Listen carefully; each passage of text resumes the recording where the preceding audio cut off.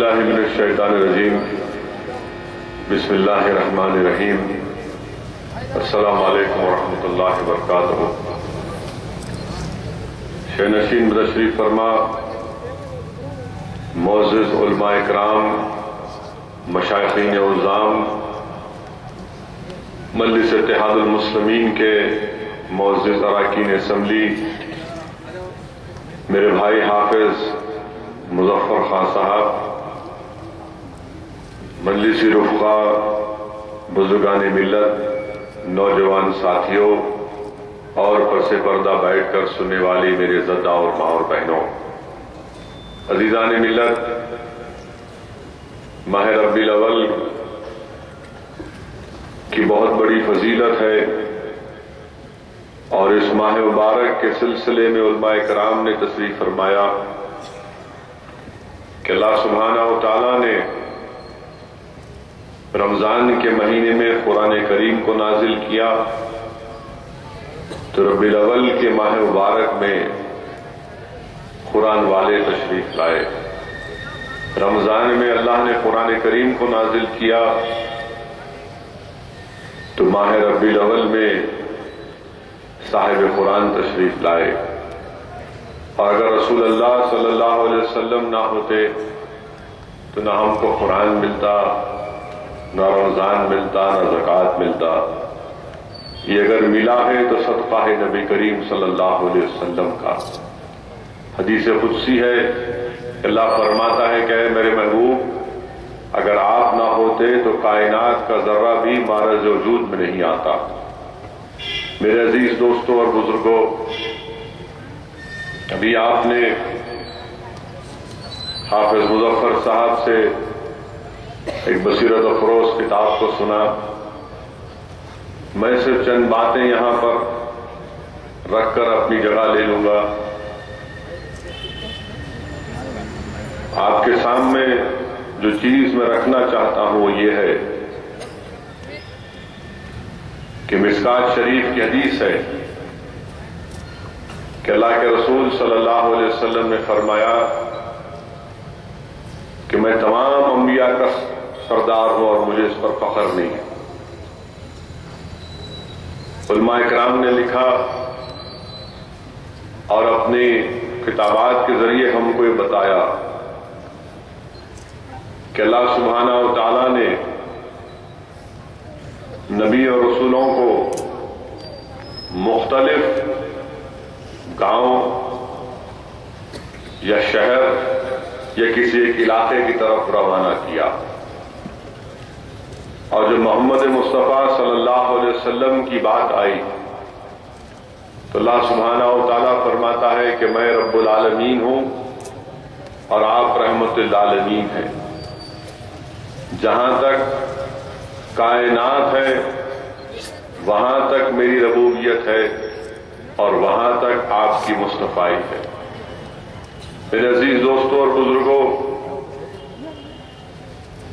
سابقہ انبیاء کی امتوں کو اگر عبادت کرنا ہوتا تو ایک مخصوص جگہ جا کر وہاں پر عبادت کرنا پڑتا، اور جب رسول اللہ صلی اللہ علیہ وسلم تشریف لائے تو حدیث شریف میں آیا کہ اللہ کے رسول صلی اللہ علیہ وسلم نے فرمایا کہ زمین میرے لیے پاک کر دی گئی میری عبادت کے لیے۔ وہیں پر میرے عزیز دوستوں اور بزرگوں، ہم کو یہ بھی بتلایا گیا، کیا بتلایا گیا کہ اللہ سبحانہ و تعالیٰ نے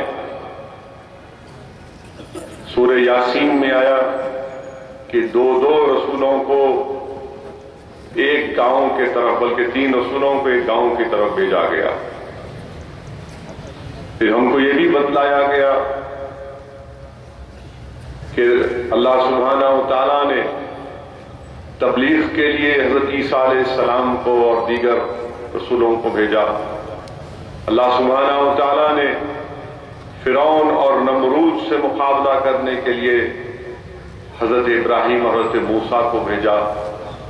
اللہ سبحانہ و تعالیٰ نے اس کے ساتھ ساتھ اقتدار بھی دیا حضرت سلیمان علیہ السلام کو، حضرت داؤد علیہ السلام کو، اور جب بات آئی محمد مصطفیٰ صلی اللہ علیہ وسلم کی تو فارسی میں کسی عاشق نے کیا خوب کہا کہ آنچے خوبا ہما دارن تو تنہا داری۔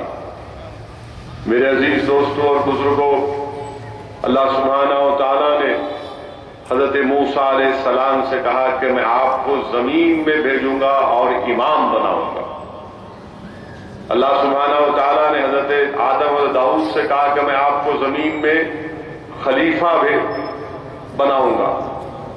جب بات آئی محمد مصطفیٰ صلی اللہ علیہ وسلم کی تو یہ نہیں کہا کہ ایک زمین کے لیے ایک آپ کو امام بناؤں گا، بلکہ علماء کرام نے لکھا کہ اللہ کے رسول صلی اللہ علیہ وسلم کو اللہ نے بنا کر بھیجا، رحمت للعالمین کہا، مبشر کہا، نذیر کہا۔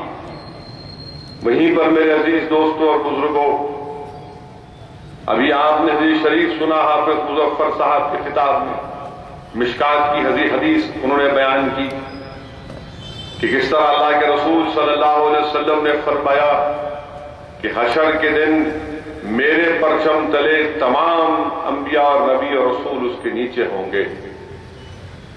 معلوم کیا ہوا عزیز دوستوں اور بزرگوں، علماء کرام نے لکھا، حدیث شریف میں بھی آیا کہ جب اللہ سبحانہ و تعالیٰ نے فرشتوں کو حکم دیا کہ حضرت آدم کو سجدہ کرو، فرشتوں نے حضرت آدم کو سجدہ کیا، اور وہیں پر جب بات آئی محمد مصطفیٰ صلی اللہ علیہ وسلم کی تو اللہ سبحانہ و تعالیٰ قرآن کریم میں ارشاد فرما رہا ہے، جس کا علماء کرام نے اس آیات کا ترجمہ کیا کہ اللہ فرشتوں کو حکم دیا کہ صبح قیامت تک میرے حبیب کو درود و سلام بھیجتے رکھنا۔ امام فخر الدین رازی رحمت اللہ علیہ اپنی تفسیر کبیر میں لکھتے ہیں کہ فرشتوں نے حضرت آدم علیہ السلام کو سجدہ اس لیے کیا کیونکہ حضرت آدم کے پیشانی میں انہوں نے رسول اللہ صلی اللہ علیہ وسلم کے نور مصطفیٰ کو دیکھا۔ امام فخر الدین رازی رحمت اللہ علیہ نے یہ بھی لکھا کہ سفر معراج میں رسول اللہ صلی اللہ علیہ وسلم کی سواری کو جو تھامے ہوئے تھے جبرائیل، امام فخر الدین رازی نے لکھا کہ وہ عمل حضرت آدم کے سجدہ کرنے سے بڑا عمل تھا۔ میرے عزیز دوستوں اور بزرگوں، موسیٰ علیہ السلام سے آپ کی امت نے پوچھا کہ پانی چاہیے تو معجزہ دکھایا گیا۔ کیا معجزہ دکھایا گیا کہ پہاڑ سے پانی جاری ہو گیا۔ اور جب آقا دو عالم صلی اللہ علیہ وسلم سے صحابہ کرام نے عرض کیا، اے رسول اللہ صلی اللہ علیہ وسلم ہم سفر میں ہیں، پانی کی ضرورت ہے، تو رحمت اللہ علیہ صلی اللہ علیہ وسلم نے اپنا دست مبارک کے ذریعے آپ کی انگلی مبارک سے پانی کے چشمے جاری ہو گئے۔ اتنا پانی جاری ہوا کہ 1500 صحابی سیر ہو کر پانی پیے، بلکہ علماء کرام نے لکھا کہ اگر ساری انسانیت وہاں پر موجود ہوتی تو تمام کے تمام کے لیے پانی بس ہو جاتا۔ علماء کرام نے آپ کو ہم کو بتایا کہ جب موسیٰ علیہ السلام نے آسا مارا تو پانی میں راستہ بن گیا، اور مصطفیٰ نے انگلی سے اشارہ کیا تو چاند کے 2 ٹکڑے ہو گئے۔ میرے عزیز دوستوں اور بزرگوں، شاہ عبد الرحیم رحمت اللہ علیہ، حضرت شاہ ولی اللہ رحمت اللہ علیہ کے والد لکھتے ہیں کہ آپ نے خواب میں اللہ کے رسول صلی اللہ علیہ وسلم کو دیکھا اور عرض کیا، یا رسول اللہ صلی اللہ علیہ وسلم، حضرت موسیٰ کو جب اللہ سبحانہ و تعالیٰ سے دور پر گئے اور جب واپس آئے اس کے بعد حضرت موسیٰ اپنے چہرے پر کپڑا ڈال کر رکھتے تھے، لوگ ان کے چہرے کو نہیں دیکھتے تھے۔ آپ سفر معراج پر گئے، اللہ سبحانہ و تعالیٰ کا آپ نے دیدار کیا، اور یہ کیا بات ہے؟ اللہ کے رسول صلی اللہ علیہ وسلم نے ارشاد فرمایا، شاہ عبد الرحیم رحمت اللہ علیہ لکھ رہے ہیں کہ اللہ کے رسول صلی اللہ علیہ وسلم نے ارشاد فرمایا کہ اللہ نے میرے حسن کو چھپا کر رکھا، اور جس وقت حضرت موسیٰ علیہ السلام اللہ کو ملنے کے لیے گئے، اللہ جلال میں تھا تو جلالی ہو گئے، جب میں نے اللہ سبحانہ و تعالیٰ کا دیدار کیا تو اللہ جمال میں تھا، میں جمالی ہو گیا۔ میرے عزیز دوستوں اور بزرگوں، حضرت موسیٰ علیہ السلام کا ہاتھ چمکتا تھا۔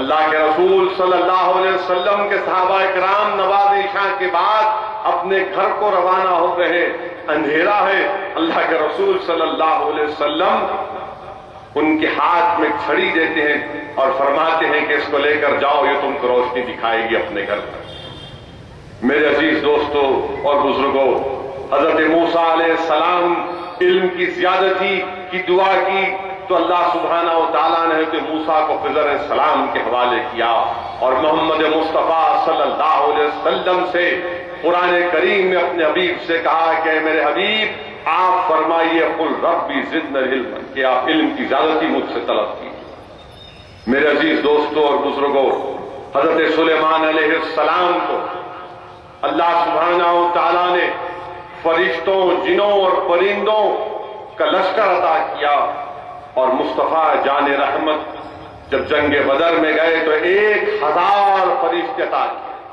علماء کرام نے لکھا کہ اگر ایک فرشتہ آ جاتا تو کافی تھا، مگر عظمت مصطفیٰ کو بتانا تھا، اس لیے اللہ سبحانہ و تعالیٰ نے 1000 فرشتے جنگ بدر میں عطا کیے۔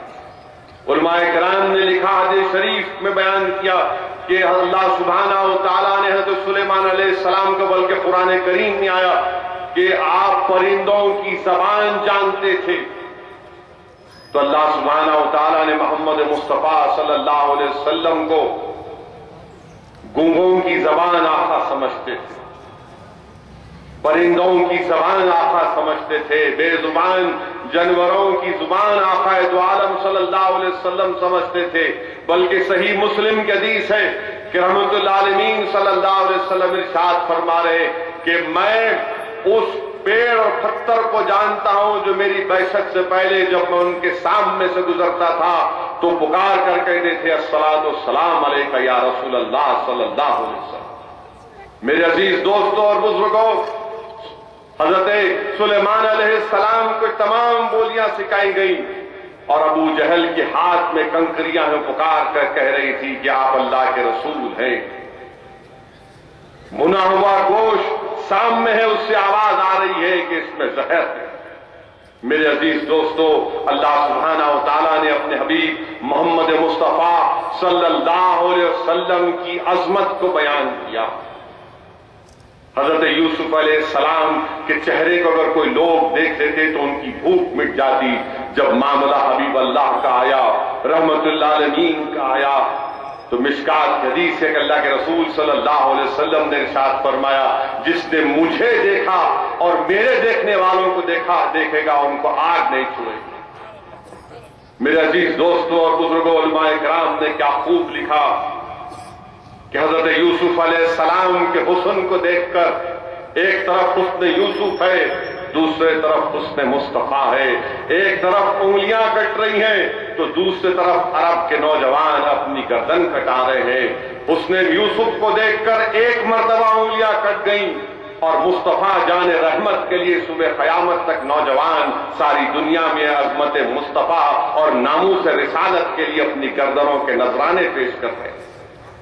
میرے عزیز دوستوں اور بزرگوں، یہی بات آپ کے سامنے اختصار کے ساتھ عرض کرنا چاہ رہا ہے کہ اللہ کے رسول صلی اللہ علیہ وسلم کی شان میں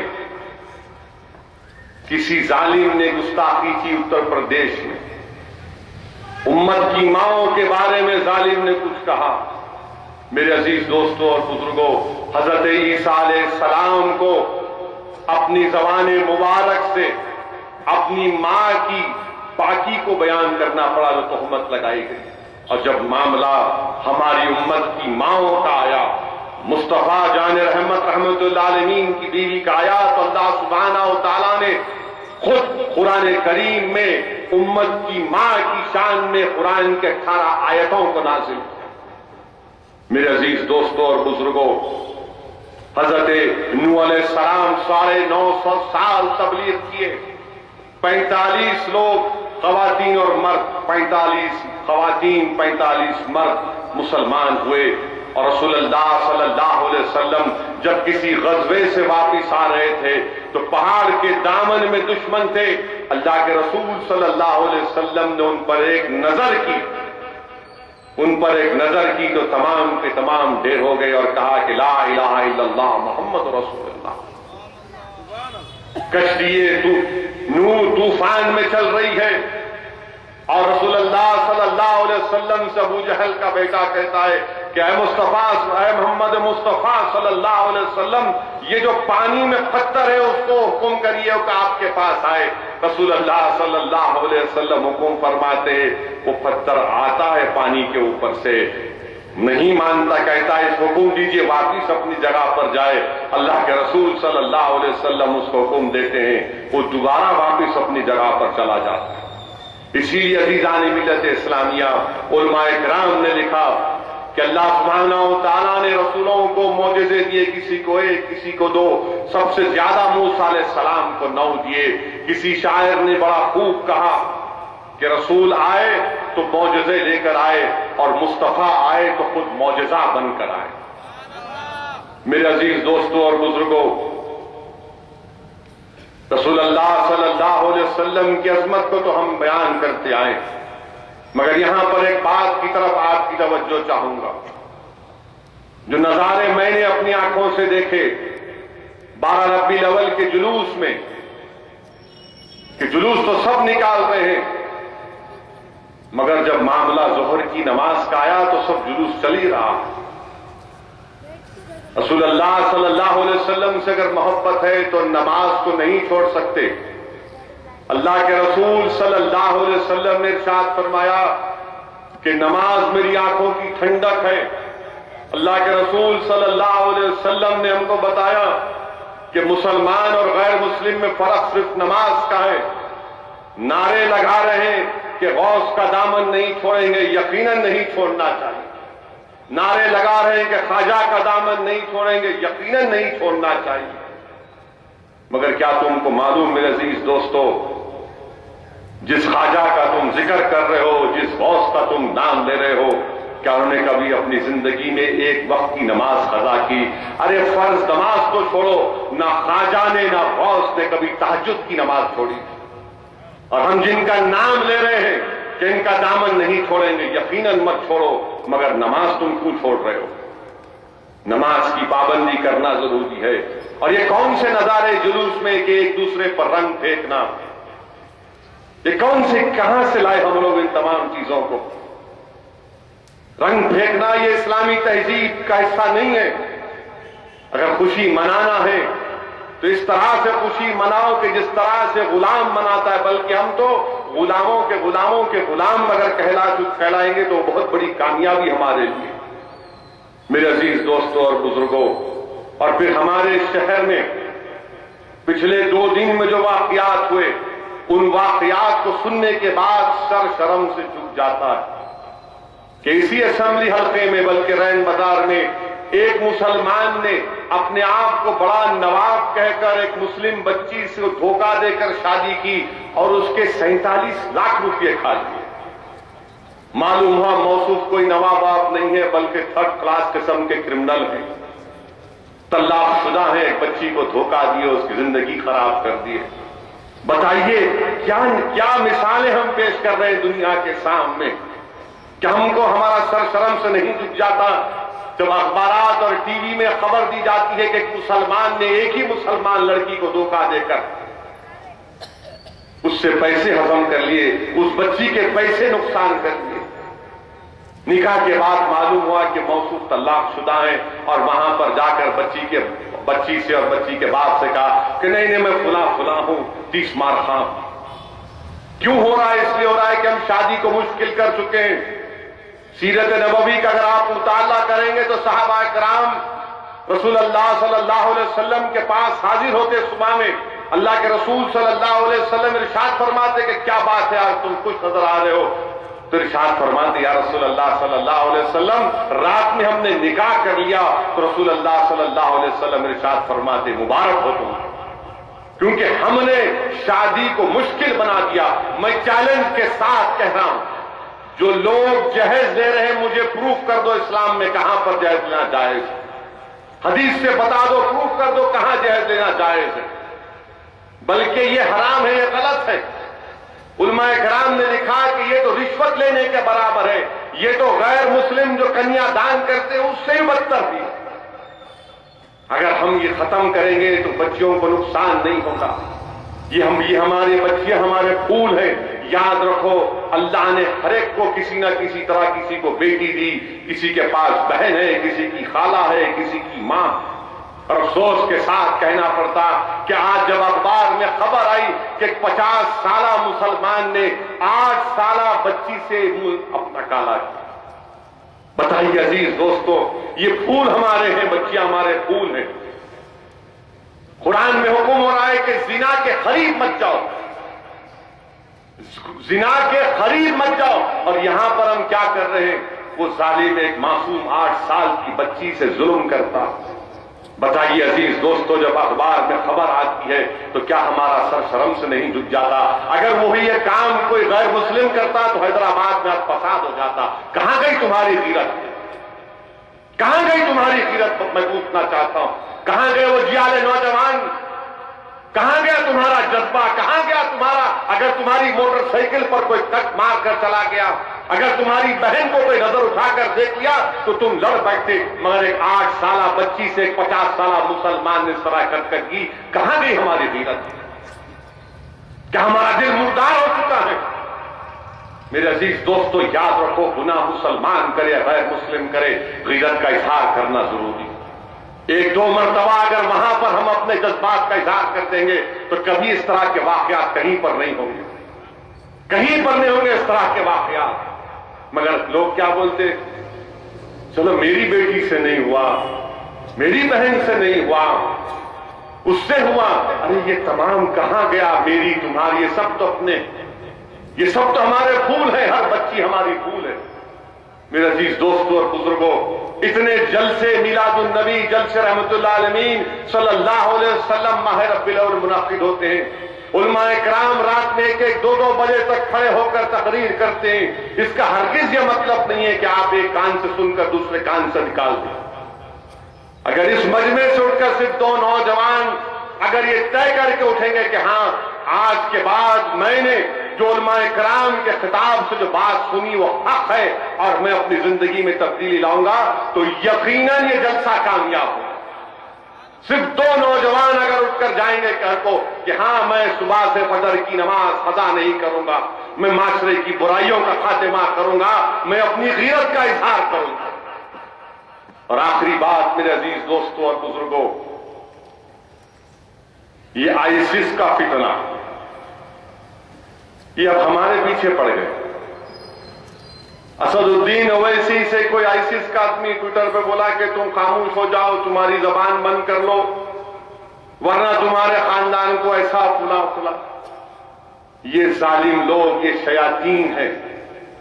بلکہ ساری دنیا میں اگر آپ کو کہیں پر ابلیس کی صحیح اولاد دیکھنا ہے تو آئیسس کو دیکھیے. حضرت شیطان کی اگر صحیح اولاد کو دیکھنا ہے تو آئیسس کو دیکھیے. اب اس پر کیا بولیں گے وہ؟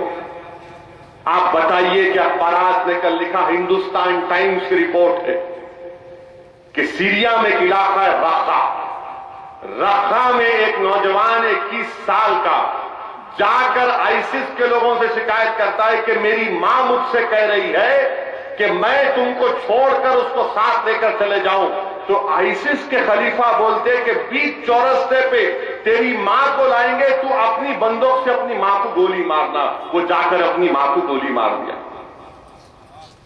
بتائیے، اللہ کے رسول صلی اللہ علیہ وسلم نے ارشاد فرمایا تھا کہ جنت ماں کے پیروں کے نیچے.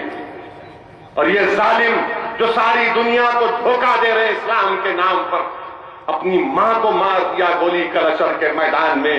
وہی ماں جب آئے گی، مجھے نہیں معلوم یہ اولاد کیا کرے گی اس دن جب اللہ کے سامنے کہے گی کہ اللہ میں نے 9 مہینے اس کو اپنے پیٹ میں رکھا، اس کے لیے تکالیف اٹھائی، اس کے لیے محنت کی، جستجو کی، اس کو پالا پولا، رات رات بھر جاگ کر میں نے اس کو پالا، اور جب یہ جوان ہوا تو اس نے مجھے ہی سر پر گولی ماری۔ کیا جواب دیں گے لوگ؟